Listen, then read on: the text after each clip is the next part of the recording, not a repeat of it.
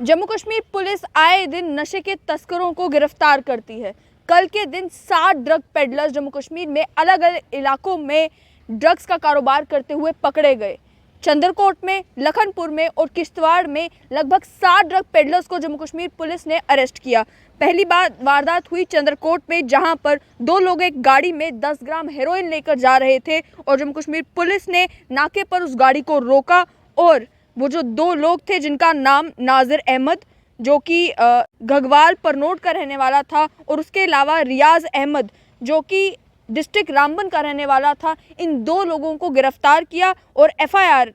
Number 25/2021 section 821-22 NDPS act के तहत उनके खिलाफ रजिस्टर कर दी गई है पुलिस स्टेशन चंद्रकोट में। साथ ही में दूसरा मामला किश्तवाड़ में बना, जहां पर शालीमार में एक नाके पर 3 लोगों को भांग ले जाते हुए पकड़ा गया। उन्हें इमीडिएटली अरेस्ट किया गया और अक्यूज का नाम जो है एक जाफर हुसैन बताया जा रहा है। उसके अलावा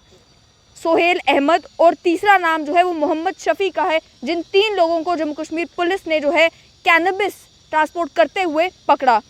उस मामले में भी एफआईआर जो है एफआईआर नंबर 58/2021 सेक्शन 8 और सेक्शन 20 एनडीपीएस एक्ट के तहत पुलिस स्टेशन किश्तवाड़ में लग चुकी है। और तीसरा मामला सामने आया लखनपुर में, जहां पर एक ट्रक जो कि पंजाब की ओर जा रहा था और जिस ट्रक का नंबर PB06K2925 था, उसे लखनपुर में रोका गया और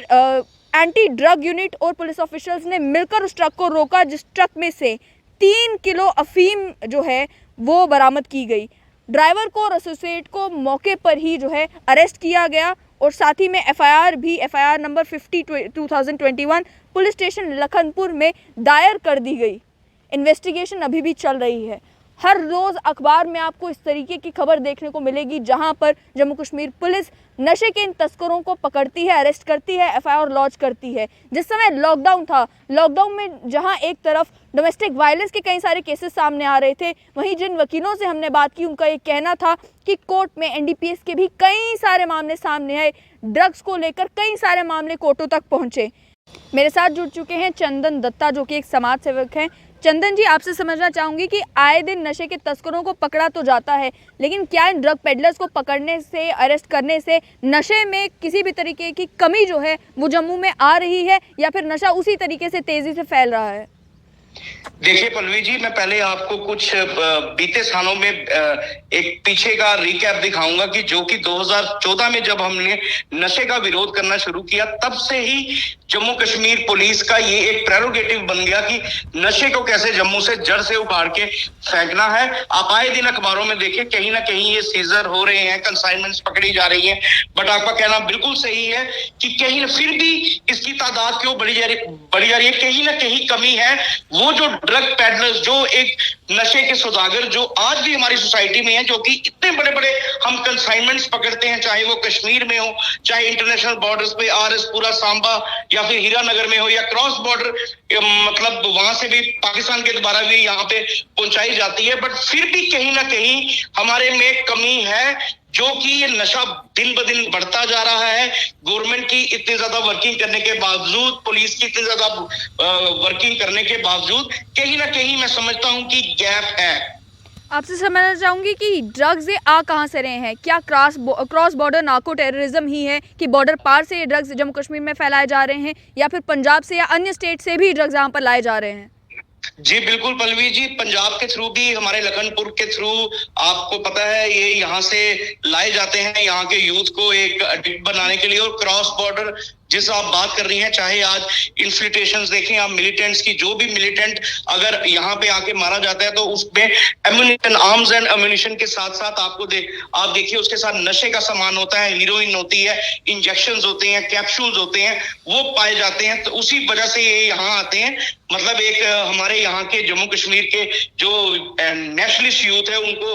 कैसे एडिक्ट किया जाए, कैसे उनको बर्बाद किया जाए, तो इस चीज पे आई थिंक कि मतलब एजेंसीज काम कर रही हैं, हर एक एजेंसी काम कर रही है, बट फिर भी हमें हमारे जो सिविलाइज सोसाइटी है उनको भी कहीं ना कहीं अपना योगदान देना पड़ेगा और अपना मतलब इस नशे के खिलाफ लोगों को अवेयर करके कहीं ना कहीं हम अपने बच्चे को या अपने समाज में जितने युवा हैं उनको बचाने का प्रयास कर सकते हैं। चंदन जी, एक एंटी नारकोटिक्स टास्क फोर्स भी बनाई गई, उसके अलावा ऑपरेशन संजीवनी भी चलाया गया। पुलिस के द्वारा जो है कई सारे ऐसे इनिशिएटिव्स लिए गए ताकि ड्रग्स के ऊपर जो है कंट्रोल किया जा सके, ड्रग्स को जम्मू कश्मीर से ख़त्म किया जा सके। लेकिन क्या रियलिटी में आपको कहीं पर भी ड्रग्स में किसी तरह की कमी देखने को मिल रही है, या ड्रग्स अभी भी उसी तेज़ी से फैल रहा है? जी बिल्कुल, जब से anti narcotics drugs task force का गठन हुआ है, मैं दाद दूंगा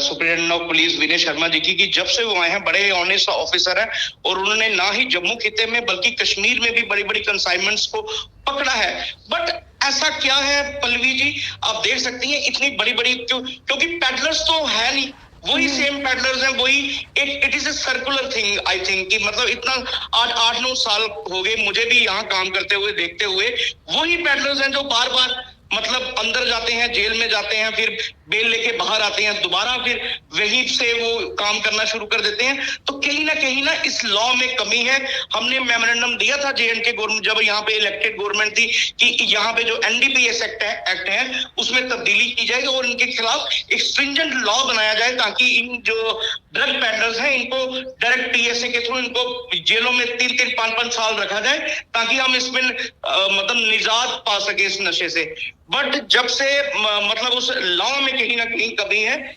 जिसके कारण हमें मतलब हम इन पे उतना ज्यादा एक्टिवली मतलब इनको स्नप डाउन नहीं कर पा रहे हैं।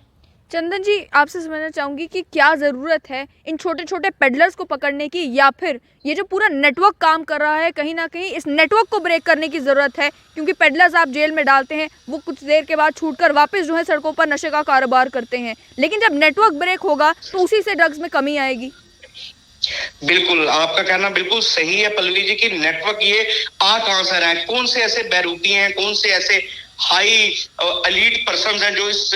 नशे का कारोबार, ये एक नार्को टेररिज्म हमारे जम्मू कश्मीर में फैला रहे हैं, उनको एक्सपोज करना जरूरी है। मैं आपके चैनल के माध्यम से एंटी नार्कोटिक ड्रग्स टीम को या डीजीपी साहब को भी अनुरोध करूंगा कि कंसाइनमेंट्स तो आप बहुत बड़ी बड़ी पकड़ते हैं, हम मानते हैं आप पुलिस काम कर रही है, आप दिखाते भी हैं कि इतना हमने चिट्टा पकड़ लिया, इतने हमने इंजेक्शन पकड़ लिए, बट कहीं ना कहीं वो सफेद पोश इंसान, वो जो नशे का कारोबार कर रहे हैं, आज तक हमने नहीं देखा कि उसको इन्होंने एक्सपोज किया हो। आज जरूरत है उन लोगों को, क्योंकि वो सफेद पोश लोग हैं, इसी सोसाइटी इसी जम्मू कश्मीर में रहते हैं और नशे का हमारी यंग जनरेशन को स्पॉइल कर रहे हैं, उनको एक्सपोज करना बड़ा जरूरी है। नहीं तो ये खेपे जो हम पकड़ रहे हैं ये पकड़ते ही रहेंगे और ये चलता ही रहेगा और वो अपना धंधा करते रहेंगे। तो इस करके मतलब उन लोगों तक पुलिस को अपनी ग्रिफ्ट बनानी पड़ेगी ताकि उनको ग्रिप बना के उनको एक्सपोज किया जा सके और फिर अगर मतलब ये इस कारोबार से हम निजात पा सके इस नशे से। ये थे हमारे साथ समाज सेवक चंदन दत्ता। इनका भी ये कहना है कि ड्रग पेडलर्स को तो पकड़ा जा रहा है, लेकिन पता लगाने की ये कोशिश है कि ये नशे का सामान आखिर आ कहां से रहा है। डीजीपी दिलबाग सिंह ने एक प्रेस कॉन्फ्रेंस में ये भी कहा था कि नार्को टेररिज्म ये एक नई टर्म है जो कि जम्मू कश्मीर में बढ़ती नज़र आ रही है, यानी कि बॉर्डर पार से नशा यहाँ पर फैलाया जा रहा है ताकि जम्मू कश्मीर के युवाओं को जो है ड्रग्स में इन्वॉल्व किया जा सके। वहीं दूसरी ओर हर दूसरे दिन जो है ड्रग पेडलर्स को भी अरेस्ट किया जा रहा है, एंटी नारकोटिक्स टास्क फोर्स भी बनाई गई है। लेकिन सवाल यहाँ पर ये है कि वो जो किंग पिन्स है, जो ये सारा नेटवर्क चला रहे हैं, जो ये सारा ड्रग माफिया चला रहे हैं, आखिर उनके ऊपर शिकंजा कब कसा जाएगा?